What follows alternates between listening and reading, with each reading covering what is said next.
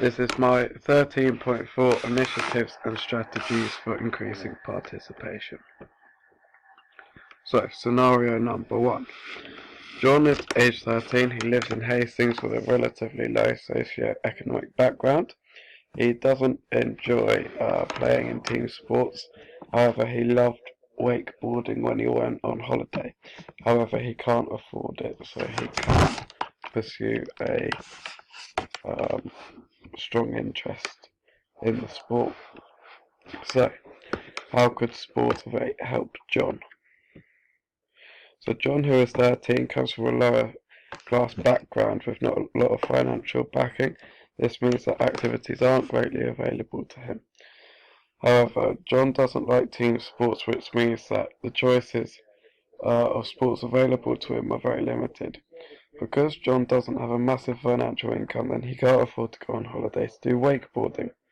So this is where initiatives such as Sportivate come in and play a role. The program is designed for 11 to 25-year-olds that aren't particularly interested in sport to give them 6 to 8 weeks of sport. This offers sports such as tennis, golf and football. It is supported by £56 million worth of lottery-funded money. And this will give John a chance to play sports that he hasn't tried before. So although he can't do wakeboarding, there is a water sports park down in Hastings because it's on the seafront, which means that he can start to pursue other water sports. Or there is a new skate park being built in Hastings, which means that he can do skateboarding, which is like wakeboarding but just on land. So, a bit about Sportivate. It's a legacy from the Olympics. Participants are allowed to get involved in 6 to 8 weeks of activity. 400,000 people have completed it so far, with work from semi-sporty. They work with semi-sporty or inactive people, but they mainly focus on semi-sporty. So what are the benefits and the limitations to Sportivate? So the benefits are that it's a free/low cost. So this makes it widely available to anyone from any sort of background or any type of person. It's widely available, so there's lots of clubs around the country enrolling on the Sportivate program, and it is funded by large amounts of money, so up to £56 million by the National Lottery. However, the limitations are it's not sustainable because it only lasts for 6 to 8 weeks. So after the 6 to 8 weeks, then we don't have any control of if the participant will take part in further sport. Tracking post-course is difficult because they get no feedback. They've only had 37 feedback forms filled out within the first few weeks, which therefore means that they don't know how to improve or don't know what they can do better. And project completion, so if someone doesn't like the sport, then they might not complete the whole 6 to 8 weeks of the sport, and therefore that can be a limitation. Scenario 2. So scenario 2 is Project 500. So Louise is a talented footballer. She has completed her CSL and loves coaching others. However, her male PE teacher doesn't encourage her to coach the younger male or female school teams, and gives the role to the boys in his team. So this is could be classed as sexism by the PE teacher not being giving all the roles to the boys because it is a predominantly boys sport. So all females will be taking part in the Project 500. It's a only female program, and you can only do coaching. So it gives females a chance to start coaching, so we can coach other girls, so we can make girls sport the same level or the same availability as male sport. However, there is a lack of opportunity because there aren't many sites around the country yet, so that means there's a lack of access to the program. And if the participant was to hear about it through schools, then the male PE teacher might not tell them about it because he just wants to focus on the boys, and as we said earlier, he didn't want any of the girls to get involved. So, Project 500 is a campaign to create more coaches through female,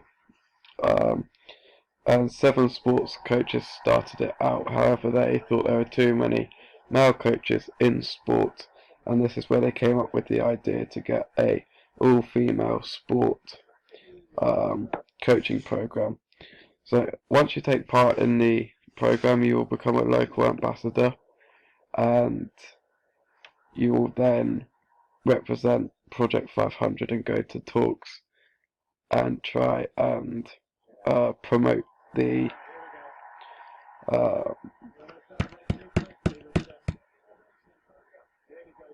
initiative.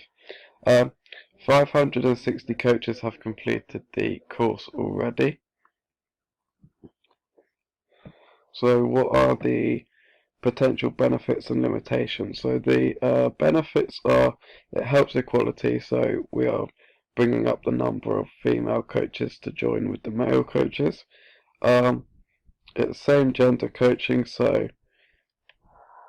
you won't have males telling you what to do or putting you off with their ability. Empowering women in a male-dominated environment, so it's bringing more coaches through. However, the limitations can be off-putting because it can only offer coaching, and sometimes girls and boys work together, so males and females coaching together could help instead of just all females.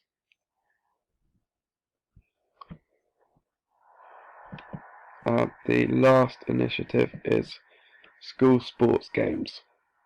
So Sarah has a mobility impairment. She does not participate with her class in PE lessons as much as she'd like. So she is determined and competitive by nature, but is unable to complete in school's netball team. So the barrier is that she has a mobility impairment. So the school sports games could help by giving funds to her school to help the facilities, or her teammates in her school could, so if she's in a wheelchair, then her fellow pupils could also be in wheelchairs to make it wheelchair netball or something along that line. And maybe she can have play against schools with impairment, so her school could play a wheelchair game against another school, and therefore she would feel that she is part of the team sport. So school sports games is events in schools. They have a local organising committee. There are 4 levels of competitors in school. So there's school, so that would take part in class PE lessons. There's school v school. There's county games, and then there's elite national sports games. So far, 8,397 children have gone from level 1 to level 4.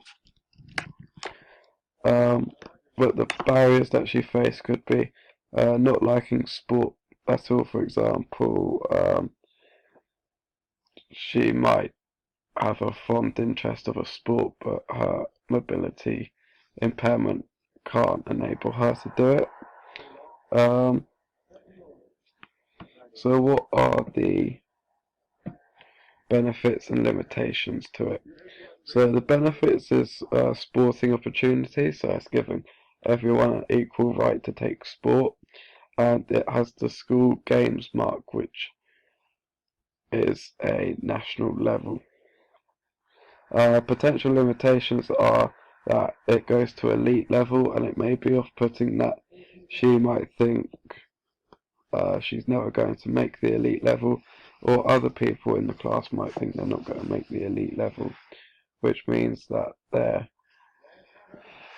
brings in the inequality part of the sport, whereas the aim is to get rid of it. Competition might get a bit heated, and then the well-being of students might not like competition, and they might just like a friendly game. That was my 13.4 strategies and initiatives.